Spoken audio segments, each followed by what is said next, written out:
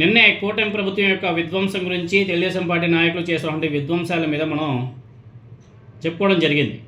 అలా చెప్పుకునేమో లేదో ఈరోజు తెలుగుదేశం పార్టీకి సంబంధించిన ఒక నాయకుడు గుంటూరు కార్పొరేషన్ ఆఫీస్లోకి వెళ్ళడానికి ప్రయత్నాలు చేశాడు. Guntur municipal corporation commissioner IAS officer గారు మీటింగ్లో ఉన్నాడు. ఆయన కార్యాలయంలో చోటు చేసుకున్నటువంటి ఘటన ఇప్పుడు స్థానికంగా తీవ్ర కలకలం రేపుతుంది. టీఎన్ఎస్ఎఫ్ రాష్ట్ర ఉపాధ్యక్షుడు రాయపాటి అమృతారావు ఆయన పేరు. ఆయన తన అనుచరులతో కలిసి కమిషనర్ ఛాంబర్లోకి బలవంతంగా వెళ్లేందుకు ప్రయత్నించడం జరిగింది. కమిషనర్ అంటే తెలుగుదేశం పార్టీ నాయకుడు కాదు, ఐఏఎస్ ఆఫీసర్ ఆయన ముఖ్య సమావేశంలో ఉండగానే మీటింగ్ జరుగుతుందని చెప్పేసి తెలిసినా కూడా ఈ అమృతారావు ఆయన అనుచరులు ఆగ్రహంతో కార్యాలయం లోపల వెళ్ళి ఏం హంగామా సృష్టించారంటే అక్కడ ఉన్నటువంటి సిబ్బంది మీద తీవ్ర పదజాలంతో బూతులతో విరుచుకుపడ్డారు. అంతేకాదండి, కమిషనర్ని ఐఏఎస్ ఆఫీసర్ ఆయన సైతం బెదిరించినారు, మామూలు కూడా కాదు. సో తర్వాత అక్కడే ఉన్నటువంటి పోలీసులు వాళ్ళకేదో ఎవరో కంప్లైంట్ చేసినట్టుగా వారు పోలీసులు వచ్చారు, అక్కడ చేరుకున్నారు. పరిస్థితిని అదుపులోకి తీసుకురావడానికి ప్రయత్నాలు చేశారు.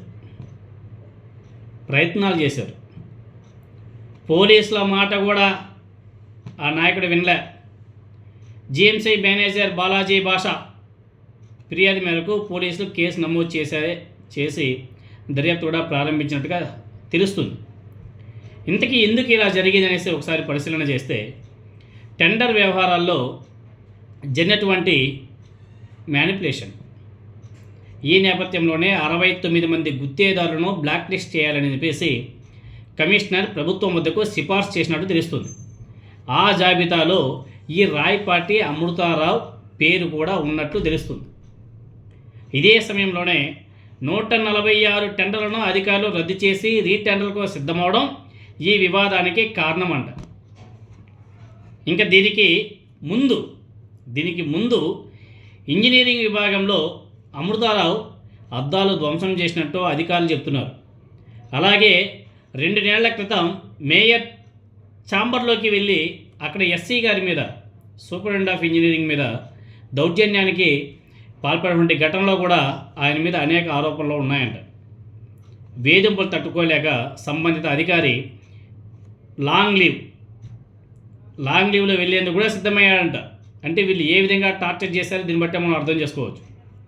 అలాగే మాజీ మంత్రి అంబటి రాంబాబు గారి నివాసం మీద దాడి ఘటనలో కూడా ఈ అమృతారావు పేరు చాలా గట్టిగా బలంగా వినబడుతుందంట. స్థానికుల ఇన్ఫర్మేషన్ ప్రకారం అధికార పార్టీ అండతోనే కొంతమంది నాయకులు అధికారులకు, అదేవిధంగా మిగతా ప్రజలందరినీ కూడా బెదిరిస్తూ వీళ్ళు చేసినటువంటి వ్యవహారం ఏదైతే ఉందో స్థానికంగా ఉన్నటువంటి నాయకులంతా కూడా చేదరించుకుంటున్నారంట. అధికారంలో ఉన్నామనే అహంకారంతోనే గల్లీ స్థాయి టీడీపీ నాయకులు కూడా దౌర్జన్యాలకు పాల్పడుతున్నారు అని చెప్పేసి స్థానికులు తీవ్ర అసంతృప్తి వ్యక్తం చేస్తున్నారు. ఇవేమీ చంద్రబాబు నాయుడు గారికి తెలియనివి కాదు, నారా లోకేష్కి తెలియనివి కాదు, డిప్యూటీ చీఫ్ మినిస్టర్ పవన్ కళ్యాణ్కి తెలియనివి కాదు. తెలుసు, కానీ చూసి చూడనట్టు పోతా ఉండాలి అంతే.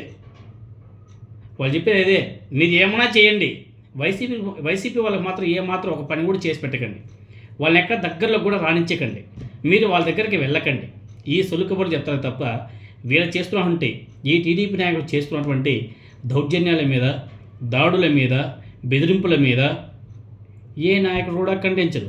ఎందుకంటే వీళ్ళ వెనక ఉన్నది చంద్రబాబు నాయుడు గారు, లోకేష్ గారు. ఇటువంటి పెద్ద పెద్ద తలకాయలు ఉన్నప్పుడు వాళ్ళు మాత్రం ఎందుకు సైలెంట్గా ఉంటారు? అధికారం అన్న మదంతో వ్యవహరిస్తున్నటువంటి ఇటువంటి కొంతమంది నాయకులు ఎవరైతే ఉన్నారో అధికారం మార్పిడి జరిగితే మాత్రం నిజంగానే చాలా సీరియస్గా ఉంటుంది సిచ్యువేషన్. అప్పుడు వీళ్ళని ఎవరు కాపాడతారు? ఒకసారి కాపాడతారు, 2 సార్లు కాపాడతారు, లైఫ్ లాంగ్ ఎవరు కాపాడలేరు కదా. కాబట్టి వీళ్ళంతా కూడా కొంచెం వెనక ముందు ఆలోచన చేసుకుని వ్యవహరిస్తే చాలా బాగుంటుంది.